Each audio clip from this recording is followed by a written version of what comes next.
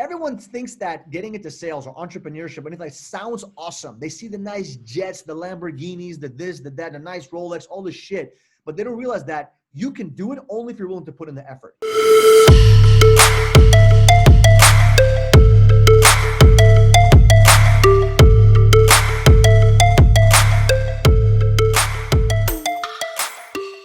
Bad boy started. All right, so yeah, we are officially live. So Michael Barayev here. So I've seen that you've been in the sales game for quite some time. You worked at AT&T, worked for like Time Warner Cable, Verizon. So you have some sales experience before working in your marketing agency, right? Sales team and whatnot. So before talking about that, give us your origin story of how you got into sales and entrepreneurship.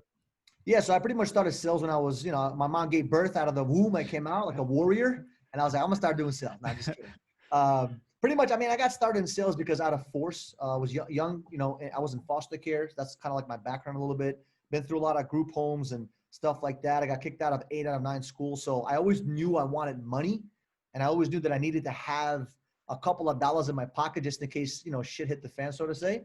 Mm-hmm. And I ended up kind of like falling into sales at 17, 18 years old when I was approached by one of my friends and said, hey, why don't you come to the Diamond District and just, work for one of these guys and bring them customers. They'll give you a commission. So that's how I started the game of sales. Did very well on that. I mean, as a young kid, making, some days I was making 200, some days I was making 700, some days, a lot of days I was making 0, but I kind of learned how to hustle and grind in New York City. And it was very challenging. I was learning and I was struggling, but I eventually ended up, a friend of mine called me and said, hey, Mike, you'd be great at this. And I was always the kind of guy that I didn't like to jump around too many things. I was kind of like staying in my lane. I kind of jumped into AT&T Digital Life, which is basically home security sales at 22 years old. Did that for about 7 months. Company fell apart or whatever the case may be. Went back to what I was comfortable with, which was, as you know, Diamond District, right? Selling and honking in the street, bringing customers to different business owners. And I hated it, but I did it because it was quick cash. Then another friend of mine called me, hey, Mike, you should jump at this opportunity. I'm like, oh my God, not again. I'm not doing this. And then you know what? I ended up trying it. It was Time Warner Cable at the time. I was setting up table events in the street and selling in New York City in cold nights, warm nights. It didn't matter. But I kind of like started to like the fact that I can actually control my income. I could control how much money I make based on how much work that I did. So if I put in the work, I knew I could make money, right? Because my friend was doing about 40, 50K a year doing it. I'm like, this guy barely works. He's barely putting in the time. And if this guy can make 40, 50K, I'm going to kill him to 100. Well, I missed 100 mark that year. I made only 90K, but it was still better than what I was ever accustomed to. So that was kind of like my belief level kicked in. Then one day, all of a sudden, boom, I got fired and my whole life changed, right? Like, well, what am I going to do now? The next morning, I show up to an interview for Verizon Fios, and then the rest is history. Because for the next 11 months, all I did was knock on doors, and I was making $2,000-$3,000 a week, and my belief level started to kick into myself. And that's 11 months later, I started my own company, and the rest is history, obviously. So that's kind of like my background of getting into entrepreneurship. It was kind of like out of force, not that I wanted to, it just kind of forced me into it because I didn't want to go to school. I didn't want to, waste my time going to college, even though I think it's an awesome idea. If that's what you want to do, God bless. But for me, I was like, I got ADD, ADHD, A through Z. Like for me to go to school is just a waste of time. I'm just going to confuse everybody and drive everyone crazy. So entrepreneurial kind of route kind of stole me, so to say. Yeah. So tell us what happens next. So you got fired from Verizon. Now, were you in total shock? Well, panic? I got fired from Time Warner Cable. And then you went to Verizon, right? The next day, I just went to an interview. My friend had an interview the next day. He's like, why don't you just take the interview? Because he doesn't want to work commission only. I'm like, whatever. I showed up. I got hired, obviously. And for the next 11 months, all I did was knock on doors. In 11 months, I made about $139,000. So my belief level of myself started to, go through the roof. As I was doing that, I was recruiting a lot of my friends and a lot of people that I met to come work with us. So I pretty much built that office. It was about 12 people in that office, and 9 out of those 12 people were people that I recruited. So I was like, why am I building someone else's dream? Why don't I just build my own business? And that's when I kind of decided, to jump off ship and start building my own company. And that's how I started, Barayev Marketing at the time, which was 2016 of August. Now, people say that sales can't really be taught. I feel if you go to a business, yes, they can have some training programs for you, but in reality, you kind of have to learn it on your own. But how did you get that talent of really hustling and selling? Because not everyone can do that. Yeah, I mean, I believe everyone can do it. It's just a matter of, do you want to do it, right? Everyone thinks that getting into sales or entrepreneurship, anything like sounds awesome. They see the nice jets, the Lamborghinis, the this, the that, the nice Rolex, all this shit. but they don't realize that you can do it only if you're willing to put in the effort, only if you're willing to put in the work. And the work is studying, learning, growing, changing the way you think. A lot of people want to come in with the same exact mindset and accomplish the goals they want to accomplish. What they really need to do is change their mindset, change their thinking, change their belief system. So you got to change a lot of your mentality in order to become successful in sales or entrepreneurship. And it starts with, believing in what you actually are doing. And to build that belief, you need to kind of let go of some of those old bad habits. Like, no disrespect to anyone that wants to go party, drinking. Like, I don't drink. I don't get drunk. I don't do drugs. I never did drugs in my life. I don't touch that stuff because I know it's going to poison my mind for what I'm trying to accomplish. So anyone can get great at sales. It's just putting in the time, the effort, and actually educating yourself. And if you want to speed up that process, you hire a coach. That's what I did, man. I spent over 6 figures in coaches and programs. I mean, you're not going to get great by just figuring out on your own. I mean, you kind of can. It'll just take you a long time. You know what I'm saying? Yeah. So to kind of speed up that process, you got to hire coaches. You got to hire mentors. You got to pay for programs. Some of them will be awesome. Some of them will suck. But you'll go through that process learning a lot. And, as you invest in yourself, that's how you become the best version of you to become a better salesperson or entrepreneur. So after all of this experience working with other businesses and of course with these resources that you use to learn sales, do you have your own model of sales? Because, as an artist, you can copy other artists, but you have your own sort of formula here as well. So do you have your own system in sales? Of course. Yeah. So I have what I have now is called Barayev Bootcamp, which is pretty much a disciplinary system to teach you not only how to get better at sales, but get better with your mindset, get better with your discipline, get better with accountability. And it teaches you how to become a better salesperson, how to be a better entrepreneur. And in that process, as you get good at sales, we also have another process where we teach you how to actually build sales teams, because it's a big difference with being a great salesperson, but working for yourself and kind of like slaving away to make a couple of dollars versus building a monster team to have the team kind of build you up and kind of have a company versus just you being by yourself as a solopreneur. So there is a process. I mean, sales is very predictable. I'm not that smart, but I understand processes and systems. And if you just plug away through the process, anybody can become successful as long as they're willing to put in the effort, the work, which probably many people hear. You got to put in the work. You got to put in the work. But 99% of the people, they're looking for the shortcut. There is no shortcut. The shortcut is do the effing work. And if you do the work and study, I mean, it's just going to happen, right? I mean, I'm not the most luckiest special guy in the world. I mean, you got to understand the odds were always against me. Okay. I got kicked out of 8 out of 9 schools. I've been through hell from 0 to 19 as a kid. My parents had domestic violence going on. I mean, the police officers in my neighborhood called me 8911. That was my name. That was the name of my building. Because when they see me in the street, like, oh, isn't that 8911?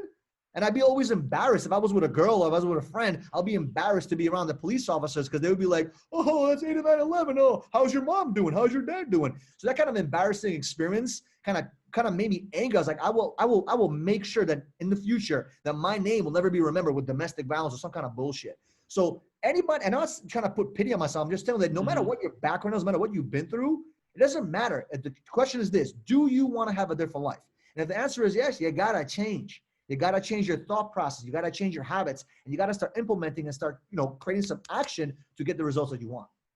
So you felt that drive, that hustle was because of that. Maybe consciously, subconsciously in the back of your mind, you didn't want to be back in that shadow, in that figure of being like violated by the police. I was motivated by nightmares, man.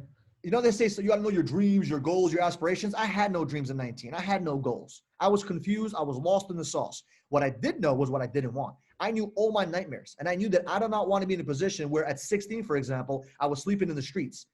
And I didn't want that. I didn't want to sleep on the benches of New York City all because I didn't have enough money.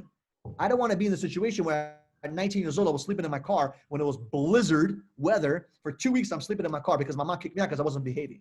I didn't want to be put in those situations. So I knew that if I don't change something, I'm going to either end up dead or in a hospital or something, right? Because a lot of my friends, some of them died. Some of them are in jail. Some of them are still in jail. It's crazy. Some of them, I don't know what the hell's going on with them. They're still doing the same things over and over again, expecting different results, which to my understanding is crazy. But that's their choices. That's their life. I said X. I'm out. I'm not going to do that. I'm not going to focus on what they're doing. I'm going to create my own life. I'm going to change my actions. I'm going to change my belief system. It's going to be difficult. It's going to be challenging. But if I don't do this now, what else? What am I going to do? So the drive came from hating myself, hating my life, hating that process, hating that nightmare that I wanted to chase something different. And that's what I kind of did. And it wasn't easy, man, but it's worth it at the end of the day. If you really have a big why, you'll get it done. Now, what was the next step once you created your own business? What was the very first service? Yeah, so we started working with T-Mobile. I was lucky enough to get a contract with T-Mobile. We were doing business to business, which was in 2016. We did that for about 9-10 months. In that process, I was learning about business. I was learning about, setting up systems and all kinds of training systems. I was figuring out how to run a business versus how to be a salesperson. It's a completely different mindset. And I was learning how to build a team because, I've always built teams, but I built teams, lose teams, build teams, lose teams. And I was kind of sick and tired of building teams and putting all that effort. And then all of a sudden I'm like, I got to do this again. People are quitting. Like I hated that. Right. So, I pretty much started learning a lot about business, making a ton of mistakes, working 15, 16, 17, 18-hour days. But throughout that process, I was figuring out who I am as an entrepreneur. Do I really want to do this? And I had my first break because Verizon now in 2016 2017 gave us a contract. Okay. And that's when things kind of blew up because it was like the right time, the right moment with the right information, and just boom, we exploded. From there till 2019, which was last year, we built a team of 150 plus people. Wait, so did your team leave because the knowledge that you gave them was so valuable that they created their own businesses and they started killing it, or were they not in it? Like they didn't like the job? So from 2010 till 2016, the biggest problem that I had was that I was a crazy nut, right? And sometimes we don't realize that, we're so passionate, we're so excited about entrepreneurs, and we're so excited about entrepreneurship and business and sales, but you can blow people out because they're not ready to have that energy yet. They're not ready for the heat. You got to kind of let them kind of step by step get involved in the process. So that's one of the things that kind of blew people out. The other thing was me as an individual. I've said some things, I've done some things. I've kind of been harsh. I've kind of been hard on some people where I should have been a little bit softer, and it kind of blows some people out because not everyone's ready for that intensity. You know what I'm saying? So just look different things. I mean, at 19 years old, if you would have met me, you would have been like, this guy's never going to succeed. This guy's never going to be anybody. But because I had a burning desire to change myself, it kind of, it benefited me because after months and months and months of work, I started to evolve into 2.0 version of Michael Barayev. You know what I'm saying? Yeah. So that's during that process, as you're building teams, you're going to lose some people. You're going to shed some people. You're going to shift. You're going to replace. But that's the process of growing a business. And, obviously I didn't really have a physical, tangible business at the time. But in my mind, everything was my business. When I was working for Time Warner, it was my business. You know what I mean? So when you first started though, did you hire friends and family and you trained them through your experience, or did you find people, say on LinkedIn or Craigslist, to kind of people who already had experience and you just taught them even more? Great question. So just to give you a little backstory, in 2010, I got started in Amway, right? Amway is a multi-level marketing business. I did it for about 5 years. And I learned a lot of my skills of how to build teams, how to recruit, how to network through that company. Now, a lot of people think that they have to talk to their friends and family to get their business started. A lot of times you can just go out there and meet people, shake hands. So when I was knocking on doors, guess what I'm doing all day? I'm bumping into 200 people a day. So while I'm selling them on the services, I'm kind of sifting through and seeing, all right, is this guy worth it for me to talk about sales or business or putting him on my team? And as you start building your network, you're talking, right? Because most people, they don't talk about their business. They think about their business. They're constantly thinking about their business. They're in the shower, scrubbing themselves, thinking about it, but they're not opening their goddamn mouth about their business. So nobody has a clue about what they're doing. Nobody has a clue what they're trying to accomplish. Does that make sense? Yeah. So what I did, I was going everywhere. I was like a banner. Everyone knows what I'm doing. And as I'm going and doing my day-to-day stuff, I would talk to people, shake hands with everyone. I never really recruited anybody from LinkedIn. I never really focused on Facebook at the time, which I should have, but everything was all word of mouth. I mean, just spreading the information, just recruiting right there in the fields, right? In the street. So you weren't afraid of their experience at all. You just believed that if they had the energy, the work ethic, that they'll be good salesmen? I look for 3 things to hire someone, right? Number 1, they have to have a burning desire. If they have a burning desire, that's a key, because I don't have to motivate them every single morning to get up. I don't have to remind them about their dreams and their goals. They have a burning desire to accomplish something. Number 2, they have to have work ethic. Now you may say, Michael, how do you know if someone has work ethic? Very simple. You set up a couple of meetings, you set up an interview, how they show up, you give them a week or 2, you'll figure it out. You'll know if someone has a high work ethic or not. They show up late, it's probably not the guy you're looking for. They show up as a slob, it's probably not the guy I'm looking for. But if they have a high work ethic and based on their past experience, how many jobs they had, where they worked, and if they're all about, I don't do door to door, I don't do phone sales, that's not the guy I'm looking for. Like that guy is so high into his ego, he's not willing to go create results. He's worried about ego while I'm worried about creating results. I didn't give a rip about knocking on doors. Who cares? It created results, man. I became a multimillionaire through knocking on doors. Who cares how I did it? If you had to shovel horse manure to become rich, does that matter? I As guess long as not. you're adding value, right? So that's the second thing, the work ethic. So the first one is burning desire. The second one is work ethic. And the third one, are they coachable? Are they willing to listen, to learn? Are they teachable? Are they willing to be, hungry to get more information, get more knowledge? Because a lot of people do a lot of talking and they don't want to listen. They don't want to learn. They don't want to change. They don't want to be coachable. So if they have those three characteristics, boom, I'm hiring them. For sure. Wait, so to provide context here, when I think of sales, especially in nowadays in today's market, I think about, Facebook ads and you close them down and sell through there. But of course you can do sales if you're, calling someone, if you have a warm lead, you close them there, or like you said, you did door to door. What was the exact methods or the exact systems you had in play in terms of sales? You mean when? Just in general, like what type of sales did you do exactly? So was most of your sales through door to door? Yeah. So now we do online digital, digital Okay. sales. We get leads online for our call center, and also we have it for our boot camp, right? But before 2016 and 2017, 18, and 19, we pretty much did everything door to door. Okay. So everything was done door to door, and that's how our sales guys closed deals. Now, when it came to recruiting, that was more on the digital side, on the online side. But when it came to sales, 99% of our sales came from door to door, business to business. Now, if we were to break down the sales process, whatever it is, door to door, calling someone, whatever it is, right? What is the first step here? You can't just close someone the day of, right? Do you have to build a rapport first, and then over time, kind of build that rapport, follow up, and then make that close the sale eventually? You got to be patient. Great question. Yeah. So a lot of sales guys, they are very lost in the process, right? They have no idea what the process is to close a customer. And I have it in 5 steps, right? There's 5 steps to the conversation.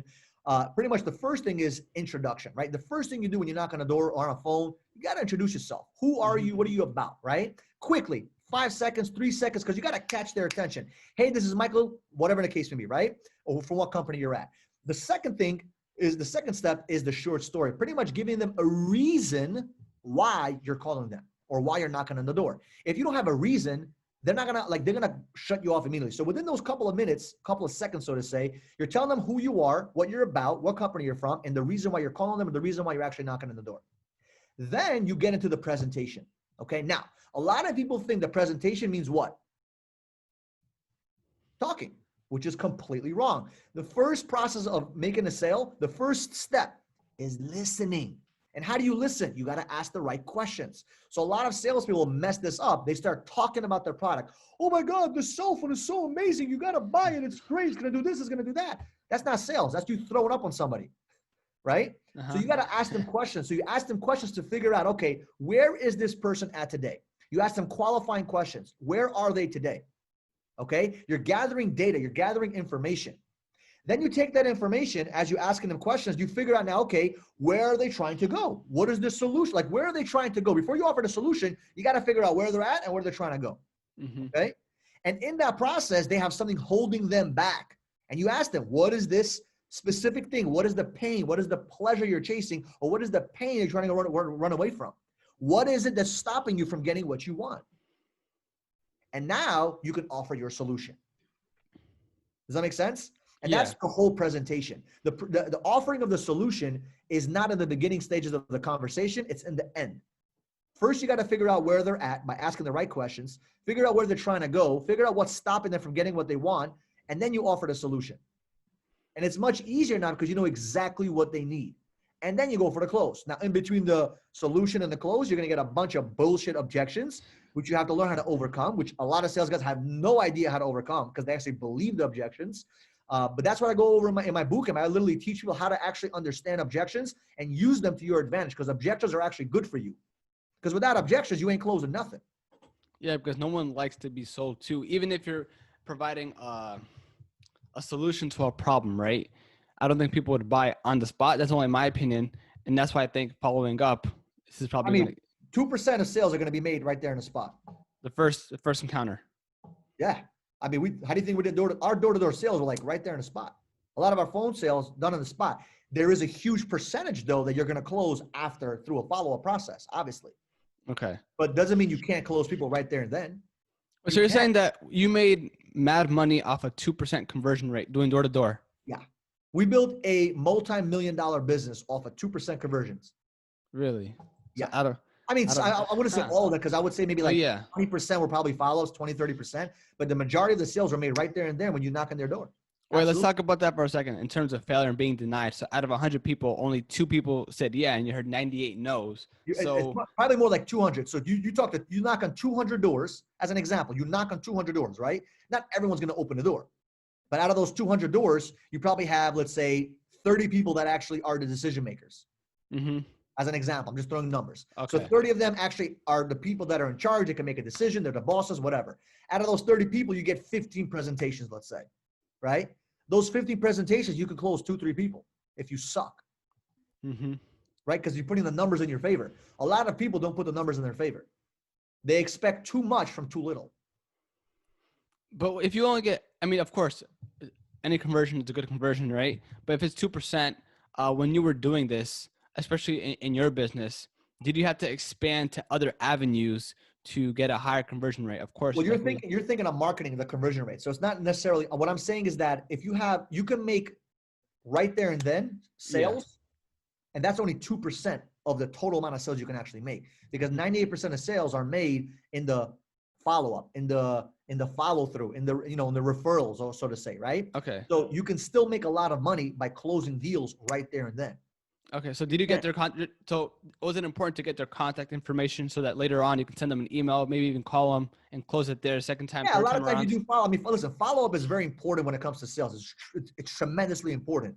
What I'm saying is that in the beginning, like for example, a new guy that comes into our office and he just started. I mean, how is he going to make sales through follow-up? He just started. So we still had a process where they can still make sales right there and then.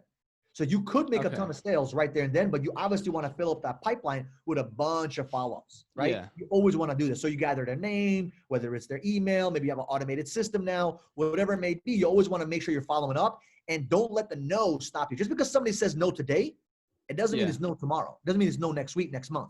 And it's not about this harpooning them and following up like a monster. It's about having a different tactic every time you follow up. Maybe you call them, maybe you text them, see how they're doing. It's a different angle. You're thinking of them. Like for example, if I'm following up with somebody, I'll send them an audio or a video. Just thought about you.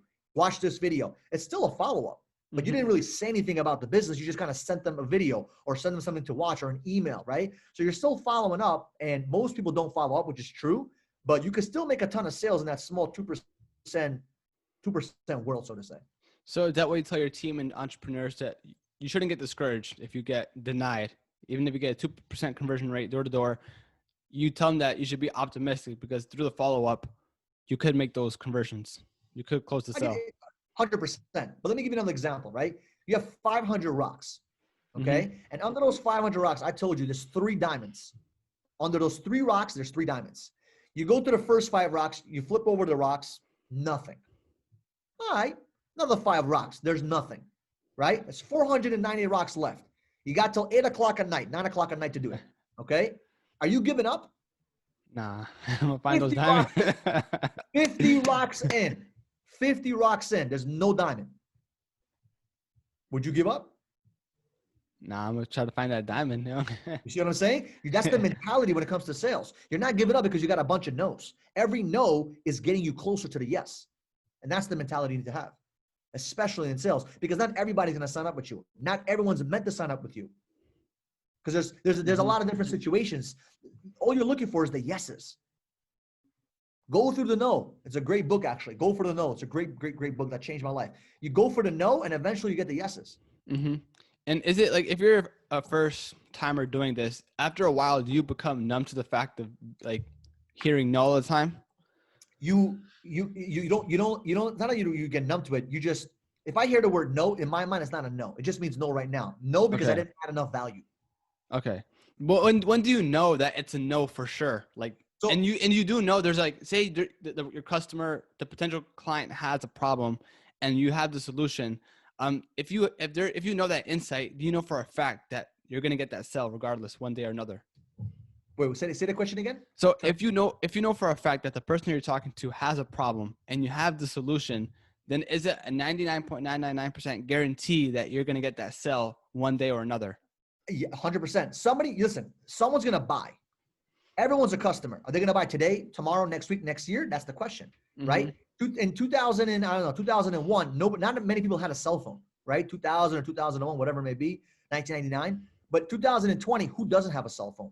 You got 2-year-olds that have cell phones, right? So everyone is a customer. They just may not be a customer today, right now, right here. So your job is to show them enough value where it logically and emotionally makes 100% sense for them to make that decision. Okay. So let's talk about this process then. So say you encounter someone, you knock on their door, they say no, you get your phone or an email for the least part. Now, When we were knocking on doors, I wouldn't get emails. We get the just numbers? Yeah, absolutely. Okay. Why would I put myself in a position? Emails are awesome, right? I'm not saying emails don't work, but if I have a chance or not to get your number, I'd rather get your number than an email, because who checks their emails versus their texts? True. Right? So I'll get their number. So once you get that number, right, what's the next step of the process? You say you didn't get that 2% conversion, you didn't get that conversion, you go back home, you go back to the office now, and you sit down. Question. What's the next thing? Get the number, so before I get the number, what I do is I try to get the sale. Obviously, it doesn't work. They say, "Oh, call me tomorrow, Bob." But you're trying, doesn't work. You get their number. So right after I get their number, this is the first thing I do. They close the door. 2 minutes later, within a couple of seconds, I pop out my phone. Hey, Joseph, how you doing, brother? Just want to give you a name to the face. Here, I'm going to talk to you tomorrow at 6 p.m. Here's my number. Click. 6 p.m. You're going to call him the next day? Yeah. All right. Because he told me call me back tomorrow as an example. Okay. Yeah. If he told me to call me back tomorrow, all right, great. Hey, listen. So tomorrow I'm gonna give you a call at 6 p.m. It's me, Michael. Just want to put the name to the face so you don't forget. We'll talk tomorrow. Have a good one, brother. Boop. I sent him a little quick video. How many sales guys send videos to their prospects? No idea. Probably not a lot. Probably not many. I'll guarantee you that, right? Probably nobody. So I already differentiated myself with the competition by sending them a video. Then come tomorrow, I shoot them a call. They don't answer. Hey, what's going on, brother? Hi. Just send them a video, send them a text, maybe send them an email, whatever the case may be. I'm following up. If they don't answer, I call them another time the next day. I'm following up.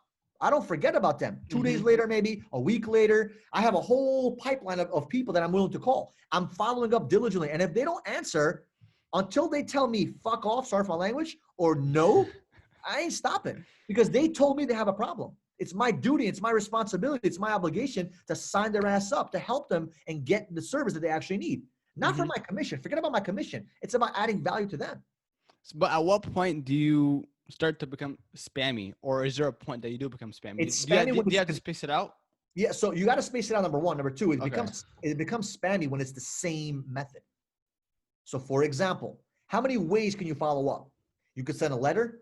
You could send it through the mail. You could send an email. You could send a text message. You could send a phone number. You could a phone call. You could do a video call. You could do a WhatsApp. You could do an Instagram message. You could do a Facebook message. I mean, there's so many different ways, and you mix it up a little bit. Sometimes you say, "Hey, how you doing?" Sometimes you send them a little quick video of maybe add value, not really necessarily trying to close it, but maybe let's say they have a problem with I don't know. Let's say you're a plumber, right?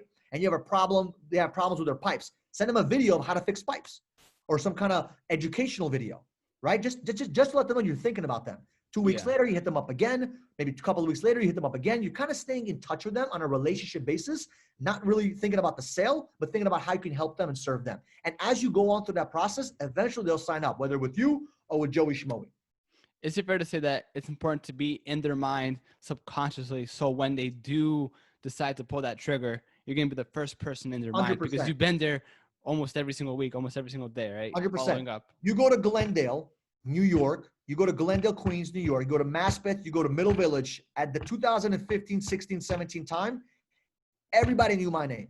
My name was all over the streets. And how do I know that? Because I used to have sales guys go to those areas, and they would come at the next day to the meeting and say, "Oh my God, that area, everyone's talking about Michael. They're following with Michael. I don't want to go to that area." They used to always complain about leads. I'm like, listen, guys, it has nothing to do with leads. I'm going to the streets, knocking on every single door. I'm taking my sticky, plastering it on every single door. I'm talking to everybody, every store, every floor, every door. I'm talking to everybody. So they know my name. Even if they don't sign up today, I let them know, hey, let your friends know, let your cousin know. Like, I'm in their face. I show up. I eat at their restaurants. I do business with them so they can think of me. Because if I'm adding value to them, someday, somehow, some way, they'll add value to me. Does that make sense? Yeah. And that's not including the 2% we just talked about. This is all from follow-up. I used to get calls in the middle of a Saturday or Sunday. I didn't have to do nothing but say, "Oh, I saw your sticky. You selling Verizon?" I said, "Of course." "What's your first name?" Wait, so it's 2% conversion, first encounter, door to door, right? Yeah. But is it maybe 100% conversion down the line eventually? I would say follow up from the 5th to the 12th contact, 80+%. Huh. There's a statistic out there, right? From the 6 to 12 content, it's like 80+%. And it's true. Most people don't follow up. And most people believe customers too much. The customers are bullshitting you. Remember, they have no idea what they want. If they knew exactly what they wanted, they would have already signed up. Okay, or they would have already bought it. They need your help as a salesperson. You see, the biggest mistake that most salespeople make is they think they're trying to convince people. Your job is not to convince people. Your job is to figure out what's important for them. How can I add value? How can I change their life? And by me listening and paying attention, I can actually help them. And if I offer them the right service and product, their life will be better. If their life is better, I make a commission. That's the mentality. Now, let's kind of talk about your business. It's Barayev marketing here. So you said you got a lot of people on your team. Now, what was the business model here? You know, did every person that you worked with, out of all your salespeople, did you get a commission from them, or how was it with the other businesses? Did you get contracts? Yeah, so we got so I got the contracts from the major companies like Verizon, AT&T, Brinks, all these big companies. And what we did was we created a culture where you come in as a sales rep, you become a trainer, you become like an assistant manager, so to say, like a team builder, you become a manager, so to say, and then you actually have a chance to open up your own office and run that office as a business owner / partner, right? Okay. And that's how we kind of had that structure. So that kind of structure motivated a lot of people to come in, do the work, hustle. Because at the end of the day, who wants to knock on doors forever, right? Yeah. I didn't want to knock on doors forever, but I knew that if I was going to do it for a small specific period amount of time, I can create a lot of cash, a lot of revenue really, really quickly. So the point is that everyone can become their own boss because as they get more experience, they can get their own. Okay. Correct. Everyone had a chance. Not everyone was going to make it. Why? Because they needed to, like I said, you need to change your mindset. You need to change the way you think. It's a lot of work that it takes, but the possibility was always there for those that wanted it. Now, when you started your business, how did you land these contracts with these big companies? Of course, you worked with them before, but how did you land them? I got lucky. I have to be honest with you. I got lucky. I got really lucky. I mean, I always walk around with this thing on my thing. It says be lucky, which stands for blessed and lucky. I'm just blessed and lucky. So, and how I did it, I don't really know, just coincidences that happened where I shook the right hands, met the right people, and they kind of like believed in us and gave us a shot. So that's how I kind of ended up getting, all these contracts. Because it's not that easy. These big Fortune 500 companies are very, very selective, but certain situations created certain memories and certain people that say, hey, I remember this guy from this guy. He was one of the top sales guys. Let's give him a shot. Someone said a good word, and it just kind of ended up being in favor for our team. Mm-hmm. So now what you do is you work with entrepreneurs and businesses to help their teams or their businesses build sales teams, right? Yeah. So now what I focus on, I completely shifted. In 2020, I was kind of like, I don't want to say bored. I kind of got like, I said, I want to do something that's more impactful. And a lot of people have been asking me for coaching. Can you help me? Can you help me? So I was like, you know what? Let me just do it. So I just started a couple of months ago, just recently, actually. We're doing coaching for salespeople. And we're also doing one-on-one coaching for people that want to build teams and actually grow a sales force. Okay. And say that's through your program that you're running right now, the boot camp? Correct. And that applies for both entrepreneurs and sales team. Now, is there a different process with 1v1 coaching and actually establishing a whole team, or is it kind of the same premise where if you're an entrepreneur, you want to build a team, or do you kind of have so anybody that, for example, if you have issues with closing deals, you have issues with objections, you have issues with understanding the customer, anything with sales related, that's for the boot camp, right? Then we have another side of the boot camp for those that are like entrepreneurs who want to actually either build a small little sales force, or they have a sales team already that's not really doing so well, or they want to learn how to recruit, they want to learn how to build a team, whether it's through leadership issues, whatever it may be. When it comes to anything recruiting or building a team, we help those entrepreneurs and salespeople as well. Okay. And so you did mention that you help people close sales now. But for entrepreneurs, do you work with them entrepreneurs who have their own e-commerce brands, for example, or are you selective in the types of industries that they're in? Very selective, because I learned one thing. I want to help people that I know I can actually help. Okay. If I can't help them, I kindly say, listen, I'm not the right guy for you. I may have another friend or a coach or someone I know that you can go to. So e-commerce brands, if they're interacting with people on a face-to-face basis, then yes. If they're doing only e-commerce as an example with, like, let's say drop shipping or whatever, I probably won't take them as a client unless they need help with closing better, maybe on copy, or they just need a better way to deal with their shippers or the manufacturing companies or whatever the case may be. So all by case basis, we're very selective in our process who we take. I don't take a bunch of clients because I don't have that much time, but we're very selective who we pick. And they have to have some sort of, like I said, they have to have some kind of hunger and desire to become better. Because if they're not willing to put in the work, they're just going to be wasting their time and their energy and their money. So we're very selective who we put in our program. Okay. So I know we've been talking a lot about door to door, but what other methods do you imply to these entrepreneurs and businesses to Yeah. improve their sales? So face to face, whether it's Okay. business to business, door to door, it could be phone sales, it could be cold calling, anything along the lines with customer, creating a customer communication, anything with face to face, so to say, face to face or over the phone. Okay. So you work with a lot of entrepreneurs who are into like having their own social media marketing agency because of course you have to be in Correct. front of, okay.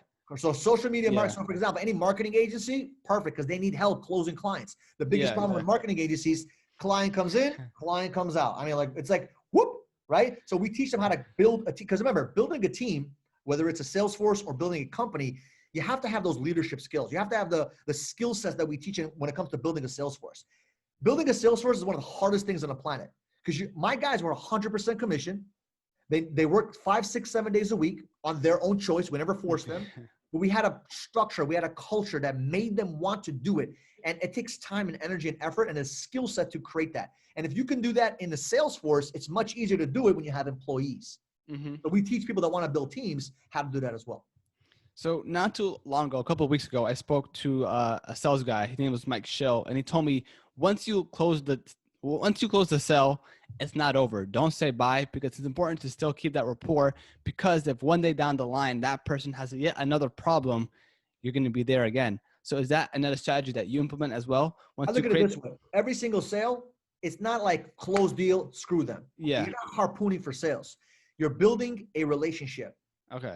And when you're building a relationship, what is a relationship? It's not a quick night wonder. It's not a drive-by, okay? It's a process. It's a step-by-step journey. So when there's an issue, they think of you. When there's a positive thing, they think of you. When there's a referral, they think of you. If you want to work less, you want people to think about you. If they're not thinking about you, you're out of business. Mm-hmm.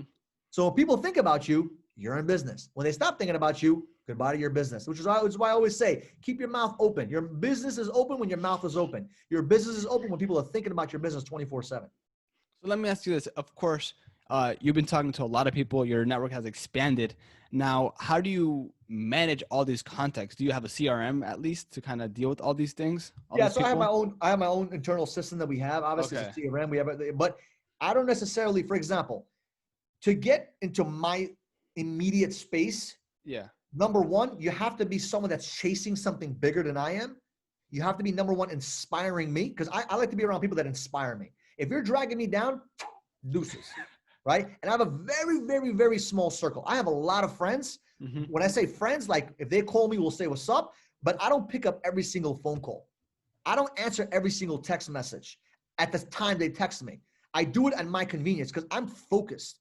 I don't want to get distracted. And a lot of my friends, they know this. So they don't bother me, right? So they can text me. They can call me. They can email me if they need something. But they're not going to text me on Friday night, hey, you want to go to the club? Because I haven't said yes to that in years, Mm-hmm. right? I haven't been to a club in years. So why would I waste my time doing it now? Nobody would ever invite me to a strip club, to a party, or a boat, because I don't do that shit. Mm-hmm. So I kind of made them understand what I'm about. So all the people that I know, they just don't invite me. So it makes it easier for me to focus. Mm-hmm. That makes sense? But What's your ambition now as an entrepreneur? Of course, do you want to build generational wealth? Do you want to maybe one day get away from sales and work on real estate? Now, what's your total ambition here? so I'm actually involved in real estate right now. I'm actually building an investment company. So one of the biggest things you need to do when it comes to, I mean, you don't have to, but this is what I wanted to do was I wanted to make enough money. I put a lot of it to the side and then invested into real estate. That was always my game plan. That's why I got into sales, because it's the way to create quick money. And I was able to do that. Now I have an investment company that we're actually looking for multifamily in Florida, anywhere from 20 to 50 units. And that's kind of like my journey now, coaching and real estate. That's the only two things that I'm focused on. Yeah, I got my sales guys. Yeah, I got my call center here, but I'm not really focused on that. I'm really focused on my coaching program because that's really where my fulfillment comes from. And I'm focused on the real estate because that's where the real generational, impact and income comes together. Okay, because you've been in the trenches before with sales. Now you want to look at the macro, right? And just teach people how to do sales, entrepreneurs and businesses, and focus on the real estate game as well. 100%. That's the overall arching idea here. Now, I just have another question. So if people say they don't want to go to college or they don't know what to do you think it's kind of imperative or they should at least try a sales job working for a telecommunications company like Verizon or AT&T to kind of get their feet wet? I wouldn't say telecommunications. I would say try to go anywhere where you see. It's not about working in sales. Anybody can get a sales job. right? I would say get involved in a sales job where you can be mentored by somebody that is making a lot of money. I would always say go work for a smaller company because you'll get a chance to, mesh with the owner, mesh with the leader. So you can kind of learn from them, learn from their mistakes, learn from their, the things they learn from their trenches. And that's how you're going to get better. Because I always work for smaller companies, so to say. And when I say, Verizon, I didn't necessarily work for Verizon. I worked for a third-party company in Verizon. Oh, okay. And what I didn't have there, I didn't have a mentor. I didn't have a guide. I didn't have someone to help me. So it made it 10 times harder for me. So when my guys were working with us, they had a chance to network with me and some of the leaders that we had on our team. And it made it easier for them to create success quicker because they had that networking capability to learn from somebody. Okay. Does that make sense? So if somebody's right now watching as you're 18, 19, 20, 21, you don't know what you want to do, and you're thinking college or go to sales, I would always say go to sales because you'll learn so much more with a skill set. You're chasing the skill set versus in college, you're just going to learn a bunch of shit. Maybe how to drink beer upside down. Who knows? Yeah. And so if you're into sales, right, what do you think is the most important? Of course, you said find a mentor. Now, are there other resources that you kind of recommend? Maybe some podcasts, books, YouTube videos? Yeah, absolutely. So, I mean, if you would have asked me, Michael, do you read books at 19 years old? I would have told you books are for losers. That's the mindset that I had. As a matter of fact, I said that to one of my mentors one time, right? He asked me, Michael, did you read this book? I'm like, books? Books are for losers. And the biggest loser in that room was who? Me, right? Now I read 60 books a year. And you might say, Michael, how do you know? Because I count all the books that I read. Front to back? Yeah. Sheesh. Yeah. So it's very simple. Like right now I'm up to 56, I think, 56 or 57. But right? Are they like across every single subject or just sales? Great question. So I only focus on things that I want to learn about. So right now I'm learning either marketing, sales, real estate. Okay. Right. Or personal development, obviously, right? Which is leadership or whatever. So anything along the lines of my industry, that's what I study. Okay. And so it's gotta impact me. I'm not gonna just read a boring book. Like I'm not gonna read some fiction stuff. Talk about books that are helping me become a better version of myself. Yeah, for sure. And so can you kind of debunk? I feel like a lot of people who are in the social media marketing space or even sales, they believe that cold calling, cold emailing is dead. It's a dead art. But in your experience, you're in the trenches and you kind of got these leads. You know what's dead? The mindset is dead. Can you listen? Do I do cold calling and all that stuff right now? No, because there's a better way, obviously, with warm leads and stuff like that. I do that now, right? But if you have no resource and you have no money, the best way to create sales, get out of your house and go talk to someone. Oh, pandemic, that's all bullshit. Put on a mask, put on a scarf, do what you got to do and go talk to people, right? Go create relationships. Go out there and hunt. You're not going to make any money sitting in your couch eating Chunky Monkey ice cream and clicking on the TV remote. You're not. And you're not going to make any money doing that. You're not going to create any impact. So go out there and hustle and grind. If you're under the age of 30, go out there and hustle. Don't waste time playing all these stupid video games, which, listen, I love video games, but there's a time and place for that. Go create some results. Go create some action. Go win. Go impact yourself so you can become the best version of yourself so that when you're 30, 40, 50, you can live the life you actually want. I definitely feel that. You say you're from New York originally, right? So you have that hustle inside of you. Hey, listen, you got it, right? Sometimes there's some bad areas in New York. You don't want to cross the street, right? Yeah, I feel But we're in Miami now, so hey, listen, goodbye, New York. I'm done. Yeah, everyone's leaving New York. But so, Michael, I don't want to take too much of your time here, but where can people, if they want to DM you, find more about you, or even find the bootcamp that you were describing earlier? Where can they find that? Yes, they can find me at Michael_Barayev. That's MICHAEL_BARAYEV. You can find me on Facebook, Michael Barayev. You can find me at BarayevBootcamp.com. You can find me on YouTube, Michael Barayev. I mean, I'm pretty much on YouTube, TikTok, Instagram, Facebook, and the website, BarayevBootcamp.com. You can find me there. And I always post every single day. I'm posting content on Instagram, TikTok. I mean, you see it. I just go out there and I just post free content to motivate and inspire, to teach people how to close deals, how to get better with your mindset, building a team, leadership, whatever it may be. Oh, wait, and the boot camp and the 1v1 coaching, they're independent things, right? The boot camp and the coach, yeah, it's the same thing. So the boot camp, the Barayev boot camp is the coaching program. Okay, I call it the boot camp because you're going to come out of there disciplined. So it's both for individual entrepreneurs and for teams, right? Or businesses that are looking to create teams. Anybody that wants to get better at sales, You either suck at sales, you never did sales, or you want to get better at sales, you want to get better at closing, handling objections, prospecting, whatever it may be, mindset, or you want to learn how to, you're already good at that, but you want to learn how to build a team, scale a company, learn how to recruit, learn how to have the right processes. We help those kind of people. Okay. And how long is this program, this boot camp? It depends. It could be 90 days or it could be, 180 days, depending on what they need. I don't do cookie cutter. So if someone says how much does it cost, it all depends on what they need, what they're looking for. Our team, and what we do is we figure out what you need, where you're at, where you're trying to go, and we figure out a process that fits best for an individual.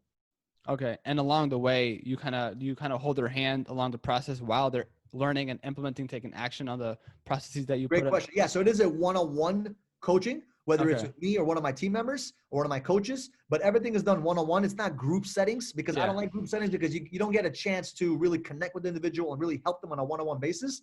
So everything is on a one-on-one basis, and they have a process. They have a bunch of information to go throughout that boot camp. So it's not just them sitting back and, getting on a call once a month with someone. They actually have a process they have to go through so they can get better.